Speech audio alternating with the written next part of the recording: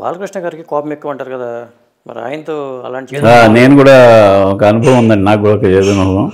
యాక్చువల్గా బొబ్బిలి సింహం shooting song జరుగుతుంది అన్నపూర్ణ స్టూడియోలో. బాలకృష్ణ రోజా మీద సాంగ్ చేస్తున్నారు. అది కవర్ పేజీ వేయాలని ప్లానింగ్. ఏం చేసామంటే జనరల్గా నేను కుమారస్వామి కలిసి వెళ్తాం ఎప్పుడైనా. ఆ రోజు నాకు వేరే పని ఉండి అతను ముందు పంపించాను. అతను వెళ్ళి అడిగాడు ఆల్రెడీ బాలకృష్ణని ఇవ్వనన్నాడు. ఆ విషయం నాకు చెప్పలా. బాలకృష్ణ మూడు బాగాలేదు ఆ రోజు. నేను వెళ్ళి అడిగాను షార్ట్ గ్యాప్లో, సార్ ఇట్లాగా వచ్చి అడిగాడు, నేను చెప్పాను. మళ్ళీ వచ్చాడు అన్నాడు, నీకు ఇంకో బాగాలేదు, ముక్కు అంటే ఇట్లా తిరిగి చెప్పాలా అన్నాడు. పక్కన రోజా క్లోజ్ నాకు. చాలా జూనియర్ డాన్సర్లు, పెద్ద ఫ్లోర్ కదా మొత్తం, ఆగర్చాడు ఇట్లాగే అన్నాడు. మేము గుర్తుపెట్టి ఉండాలి కదా అసలు జనరల్గా.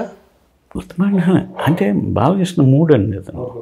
ఆ మూడు బాగా ఎవరు వచ్చినా అసలు అతను అందుకని అంటే వర్క్ మీద ఉంటుందేమో కాన్సన్ట్రేషన్, ఒకవేళ ఆయనకి కాన్సన్ట్రేషన్ ఉంటుంది. ఆ స్టెప్లు వ్యవహారం అదే సాంగ్ కదా, దాని మీద కాన్సన్ట్రేషన్. అందులో ఒకటి ఏంటంటే ఫస్ట్ మా ఫోటోగ్రాఫర్కి అడిగాడు. ఆ విషయం మావాడు చెప్పలే నాకు. నువ్వు నేను వెళ్ళి అడుగు అన్నాడు సైకిల్ అడిగాడు. అంటే నేను వెళ్ళి అడిగితే ఇస్తాయేమో అనుకున్నాడు. మరి ఇప్పుడు అతను కూడా నేను ఫోటోగ్రాఫ్ కాబట్టి రిపోర్ట్ వెళ్ళి అడిగితే కొంచెం గౌరవంగా ఉంటుంది అని అన్నాడు. పాప అది ఆ విషయం చెప్పలే. ఆ విషయం చెప్పుంటే నన్ను అడిగానయ్యా, నువ్వు ఇవ్వలేదు, నువ్వు ఒకసారి చెప్పుంటే నేను కొంచెం ఏదో జాగ్రత్త తీసుకుని వెళ్ళాను. మన సనువు ఉంది కాబట్టి నేను వెళ్ళిపోయి అడిగేటప్పటికి తాను ఆఫీస్కి వచ్చేది మళ్ళీ సేమ్ కట్.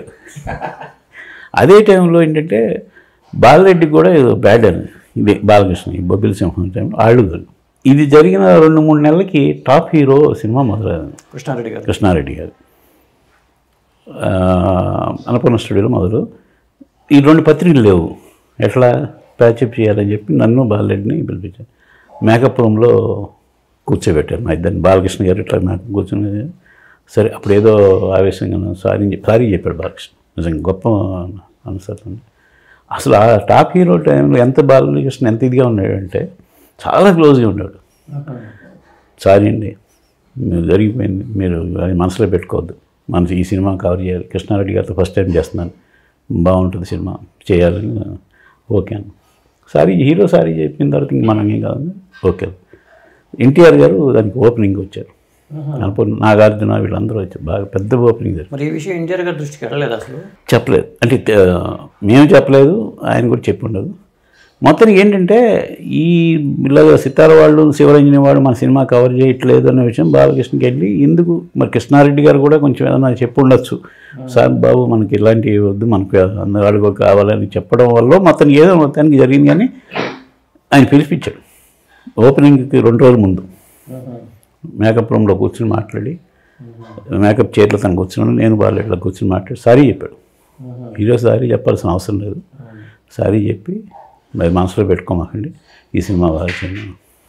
తర్వాత ఇంకెప్పుడు మనకి ఆయనతో బ్యాడ్ ఎక్స్పీరియన్స్ ఏంటి.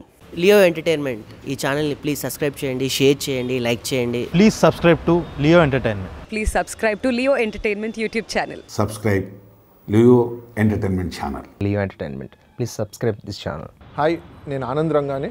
Please subscribe to Leo entertainment. ఇలాంటి ఇంట్రెస్టింగ్ వీడియోస్ కోసం తప్పకుండా మా ఛానల్ని సబ్స్క్రైబ్ చేయండి.